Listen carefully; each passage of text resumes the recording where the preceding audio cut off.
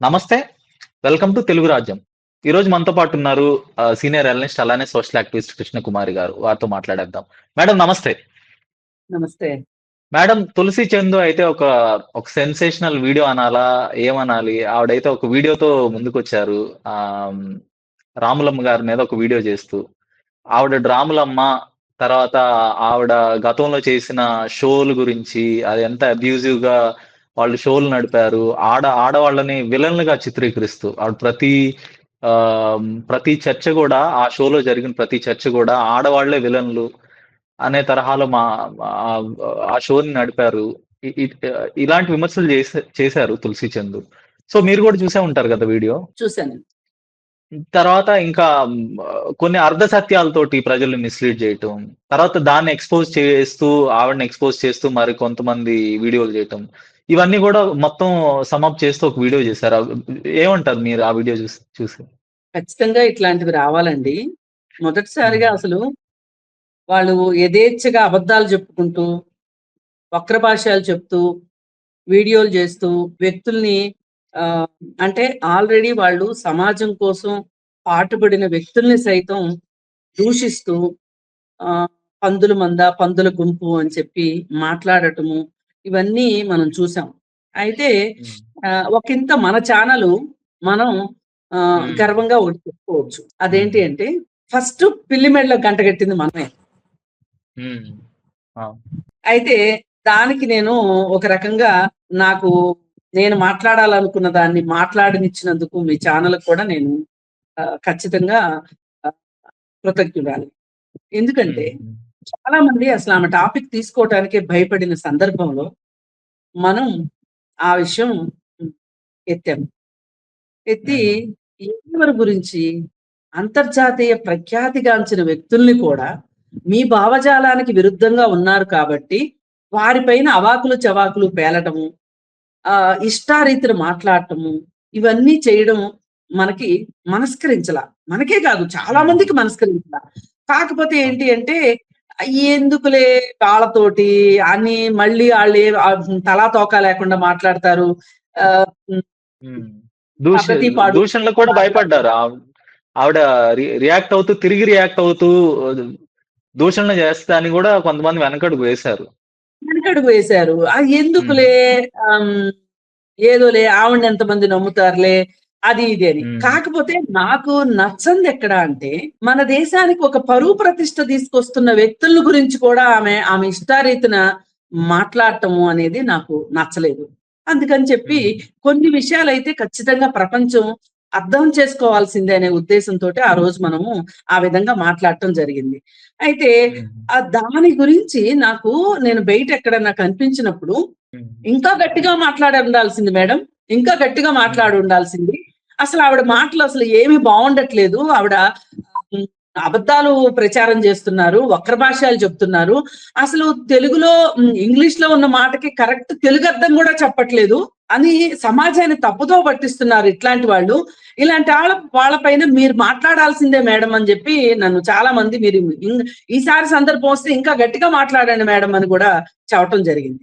సరే ఎనీవే హ్మ్.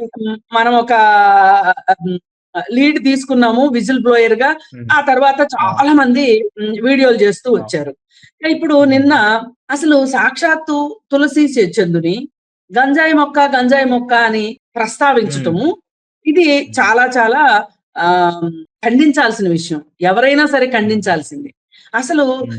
ఈ తులసి చందు పైన ఒకప్పుడు ఇవాళ పిల్లలు బూతులు మాట్లాడారు అని చెప్పి వాపోతున్న వాళ్ళ ఐటీ సెల్లు ఎంత హ్మ్. దారుణమైన ట్రోలింగ్‌కి పాల్పడిందో నేను ప్రత్యక్ష అవును. సాక్షిని. నేను, తులసి చందు ఇంకొంతమంది మేము జేఏసీ మెంబర్సం కలిసి ఆహ్, దాదాపు ఒక 4, 5 ఆఫీసుల చుట్టూ తిరిగి సైబర్ క్రైమ్ కేస్ పెట్టామన్నమాట అప్పుడు. పెట్టి హ్మ్. హ్మ్. అయినా ఆగలేదు వాళ్ళు. ఓకే. ఆగకపోతే సోమాజిగూడ ప్రెస్ క్లబ్‌లో ఒక పెద్ద రౌండ్ టేబుల్ పెట్టాము. ఆ రౌండ్ టేబుల్ హ్మ్. పెట్టి, ఆ రౌండ్ టేబుల్‌కి చాలా మంది వచ్చి, మేమందరం తులసి చందు వెనకున్నాము, పక్కనున్నాము, ముందున్నాము అని చెప్పేసరికి అప్పుడు గాని హ్మ్. ఆగలేదండి. ఆమె పైన ఓకే. ట్రోలింగు. సరే అదయిపోయింది. హ్మ్. ఇప్పుడు వీళ్ళు వచ్చారు, ఈ బ్యాచ్ వచ్చారనమాట తులసి చందు పైన. సరే చూసింది చూసింది చూసింది ఆ అసలు ఈ ఈ రాములమ్మ ఎక్కడెక్కడ పనిచేసింది, ఏమేమి చేసింది, అవన్నీ సేకరించి వీడియో చేశారు ఆవిడ. అయితే నేనేమంటానంటే స్క్రిప్ట్ ఈవిడిది కాదు, ఆవిడ ప్రోగ్రామ్ లో భార్యాభర్తల పంచాయతీలకు సంబంధించిన స్క్రిప్ట్ ఈవిడిది కాదు. కానీ మనం మన బుద్ధి ఎక్కడ పనిచేయాలంటే, మన వివేకము, మన విచక్షణ, వివేచన ఎక్కడ పనిచేయాలంటే, ఈ స్క్రిప్ట్ మారుస్తేనే నేను చేస్తా, ఈ స్క్రిప్ట్ ఇలా ఉంటే నేను చేయను. ఆ స్క్రిప్ట్ ఎందుకంటే నువ్వు అంగీకరించాలి. మరి అంటే ఆ స్క్రిప్ట్ ని నువ్వు నీ నోటితో నువ్వు మాట్లాడుతున్నావు అంటే ఏంటి అర్థం? దాని అర్థం ఏంటి? డబ్బులు వస్తే మనం ఏదైనా చేస్తాం, అంతే కదా. అది డబ్బులు ఇచ్చే ప్రోగ్రామే ఖచ్చితంగా. డబ్బులు లేకుండా ఎవరు పనిచేయరు, నేను కాదనట్లేదు, డబ్బులు తీసుకోండి, ఎందుకంటే మీ సమయం కూడా చాలా విలువైనది, మీకు బ్రతుకు తెరువు ఉండాలి, జీవన భృతి ఉండాలి, ఇవన్నీ ఉండాలి కదా. నేనేమో ఆ విషయంలో నేనేమి రాములమ్మని నెగటివ్ గా మాట్లాడట్లా. మీడియాలో పనిచేయాలి, ఆమె గొంతుకుని ఆమె వినిపించాలంటే ఆమె తినాలి కదా, ఉండాలి కదా. అయితే ఇక్కడ విషయం ఏంటి అంటే, ఆ స్క్రిప్ట్ ని లేదండి, ఈ స్క్రిప్ట్ కరెక్ట్ కాదు. ఎందుకంటే ఇప్పుడు ఇంకా కొంతమంది ఉన్నారు, వాళ్ళు ఇలా రోడ్ల మీదకి వచ్చి నీతులు చెప్పరు, వాళ్ళు ఏ స్క్రిప్ట్ అయినా మాట్లాడేస్తారు.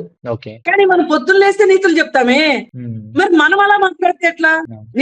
ఎందుకండి నేను రోజుకి 12-14 వీడియోలు చేస్తా నేను రకరకాల ఛానల్స్ లో. ప్రతి వీడియోని థంబ్నెయిల్ చూసుకుంటా నేను ఖచ్చితంగా వాళ్ళకి చెప్తాను, థంబ్నెయిల్స్ బాగాలేకపోతే నేను చెయ్యను వీడియో, థంబ్నెయిల్స్ సరిగా పెట్టండి, మీరు థంబ్నెయిల్ మార్చకపోతే నేను అసలు మీకు వీడియో చేయనని చెప్పేస్తాను. ఎందుకంటే అది నా చేతిలో ఉన్న పని.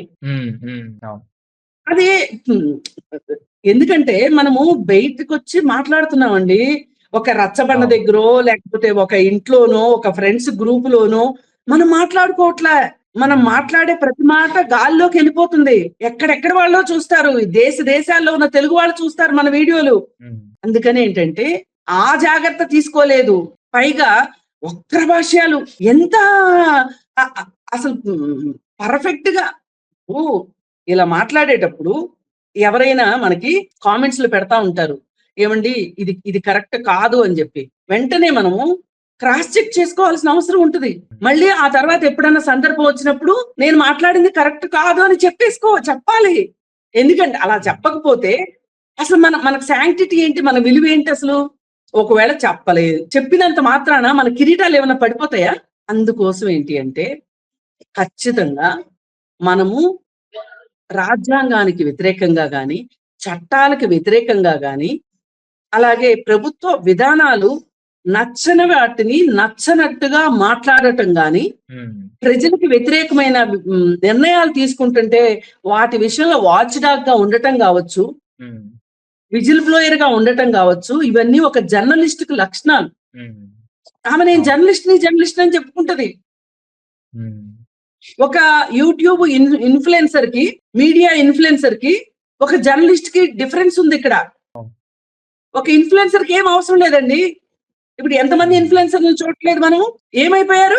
కాలగర్భంలో కలిసిపోయారు. ఆ ఇన్ఫ్లుయెన్సర్లు అందరూ ఏం చేశారు? వాళ్ళకి కాస్త ఇన్ఫ్లుయెన్స్ రాగానే మీడియాలో వాళ్ళు బెట్టింగ్ యాప్స్ కి అట్లాంటి వాటన్నిటికీ అడ్వర్టైజ్మెంట్లు ఇచ్చుకుంటూ దొరికిపోయారు. మరి ఇలాంటప్పుడు అలాంటి వాళ్ళకి, ఇన్ఫ్లుయెన్సర్స్ కి మనకి చాలా తేడా ఉండాలి. జర్నలిస్టులకి నేను ఎందుకు చెప్పుకోగలుగుతున్నాను, నేను ఏ పత్రికలోనూ పని చేయకపోవచ్చు, కానీ నేను జర్నలిజం చదువుకున్నా. దానికి జర్నలిజం చదువుకోకపోయినా కూడా ఆ విలువలు తెలిసి చాలా మంది స్టాల్ వార్డ్స్ కూడా జర్నలిజం చదువుకోని వ్యక్తులు ఉన్నారు. చదువుకోకపోయినా కానీ వాళ్ళని జర్నలిస్ట్ గా గుర్తిస్తారు. తప్పేం లేదు దానికి. ఎందుకంటే నేను జర్నలిజం చదువుకున్నాను అని ఎందుకు చెప్తున్నానంటే, రేపు పొద్దున అసలు నువ్వెవరు అనే మాట కూడా మాట్లాడేది వీళ్ళకి బుకాయించి బాగా ఇంతకు తెగబడిపోతున్నారు, ఇట్లా మాట్లాడుతున్నారు. అందుకని మనకి మీడియా, జర్నలిజం ఇలాంటి విషయాలు ఏవైతే ఉన్నాయో అవన్నీ కూడా ఒక బాధ్యతతో కూడుకున్న విషయాలు. ఈ బాధ్యతను మనం మర్చిపోతే గనక ఖచ్చితంగా మనము ఏ ఎంగులు మెతుకులకో లేకపోతే రేసు కుక్కల లాగానో ఉమ్. అయిపోతాం.